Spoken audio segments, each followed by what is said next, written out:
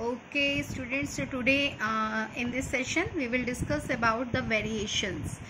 We have two type of the variation. One is the direct variation and second is the inverse variation. This is a very new topic for you, so please be careful, listen carefully. Direct variation means direct proportion and inverse variation means inverse proportion. ठीक है, आप देखिए the topic is variation. Variation means changes, very करना. ठीक है, values का very करना. तो वैल्यूज़ जो वेरी होती है वो या तो डायरेक्ट प्रोपोर्शन में होती हैं या इन्वर्स प्रोपोर्शन में होती हैं वैल्यूज़ वेरी. अब इन्वर्स और डायरेक्ट का क्या मतलब है, जैसे कि as you see that I have written here less number of articles means less cost, more number of articles means more cost. इसका मतलब क्या हुआ, देखो अगर आप कोई चीज़ सपोज आपने कोई चीज़ 2000 रुपीज़ में खरीदी, ठीक है, अगर आप और चीज़ खरीदना चाहते हो तो आपको और कॉस्ट पे करनी पड़ेगी. सपोज आपने एक जीन्स जो है 1000 रुपीज़ में ली, वन जीन्स आपने 1000 में ली, तो अगर आप 4 लेना चाहते हो तो आपको 4000 रुपीज़ पे करना पड़ेगा. ठीक है, इट मीन्स जितनी ज़्यादा चीज़ लोगे मोर क्वान्टिटी मोर प्राइस, ठीक है, मोर कॉस्ट.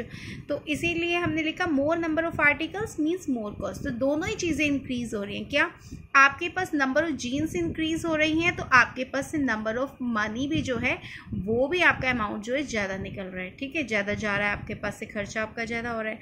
अगर आप सपोज कीजिए आपने 4 जीन्स 4000 में ली, अगर आप 4 की जगह 1 लेते हो तो आपको कम पैसे देने पड़ेंगे. It means less number of articles means less cost. तो डायरेक्ट में क्या होते हैं, या तो दोनों ही चीज़ें इंक्रीजिंग ऑर्डर में होती हैं या दोनों ही चीज़ें डिक्रीजिंग ऑर्डर में होती हैं. लेकिन इन्वर्स प्रोपोर्शन में क्या होती हैं, value one quantity decrease with increase in other quantity. इसका मतलब क्या होता है कि अगर एक चीज़ की वैल्यू इंक्रीज हो रही है ना तो दूसरी चीज़ जो है आपके पास कम हो जाएगी. ठीक है, जैसे सपोज मैं आपको कहती हूँ कि अगर आपकी स्पीड जो है, ठीक है, आप 50 की स्पीड से आप एक्टिवा चला रहे हो तो आप अपने स्कूल में 10 मिनट में पहुंच जाते हो. ठीक है, अगर 50 की स्पीड से एक्टिवा ड्राइव करते हो तो आप 10 मिनट्स में स्कूल पहुंचते हो. लेकिन अगर आप अपनी स्पीड को इंक्रीज कर देते हो, यानी 50 की बजाय स्पीड आपकी 60 किलोमीटर की हो जाए, तो आप बताइए आपको टाइम कम लगेगा कि ज़्यादा लगेगा. डेफिनेटली कम टाइम लगेगा क्योंकि हमारी स्पीड बढ़ गई है.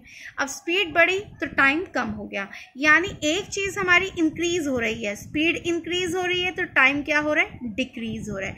तो this is a inverse variation. यानी जब एक चीज़ इंक्रीज होती है और दूसरी चीज़ डिक्रीज होती है तो हम उसे कहते हैं इनवर्स प्रोपोर्शन. और जब दोनों ही चीज़ें इंक्रीज होती हैं दोनों ही चीज़ें डिक्रीज होती हैं तो उसे कहते हैं डायरेक्ट प्रोपोर्शन.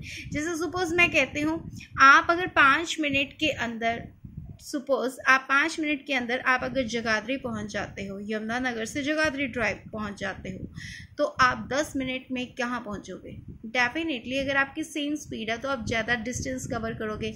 यानी अगर आपका टाइम ज़्यादा करते हो तो डिस्टेंस कवर ज़्यादा करोगे, अगर आप कम टाइम कर लोगे तो आप कम डिस्टेंस कवर करोगे. ठीक है ना, अगर आप 10 मिनट्स वॉक करते हो, ठीक है, 10 मिनट्स वॉक कर रहे हो तो आप डिस्टेंस भी सपोज आपने पार्क के 2 राउंड्स लगाए, पर अगर आपने उसी स्पीड से वहाँ पे 1 आवर वॉक करी तो आपका क्या हुआ, नंबर ऑफ राउंड्स भी क्या हो जाएंगे, इंक्रीज. तो it means number of rounds increase हो रहे हैं, डिस्टेंस इंक्रीज हो रहा है जब आपका टाइम इंक्रीज हो रहा है. तो टाइम एंड डिस्टेंस में क्या हुआ, हमारे पास डायरेक्ट प्रोपोर्शन हुआ कि दोनों ही चीज़ें इंक्रीज हो रही है. टाइम ज़्यादा देंगे तो डिस्टेंस ज़्यादा कवर करेंगे, अगर टाइम कम कवर करते हैं लेते हैं तो डिस्टेंस कम. तो this is a direct variation. तो आपके पास इस एक्सरसाइज में जो आपके क्वेश्चंस होंगे वो इसी से रिलेटेड होंगे. अब मैं आपको एक क्वेश्चन एक्सप्लेन कर रही हूँ, दैट इज एक्सरसाइज 8.2 का क्वेश्चन नंबर 2. इसमें देखिए क्या है, इन 4 hours a train cover 340 kilometre. देखो 4 घंटे में ट्रेन 340 किलोमीटर डिस्टेंस कवर करती है.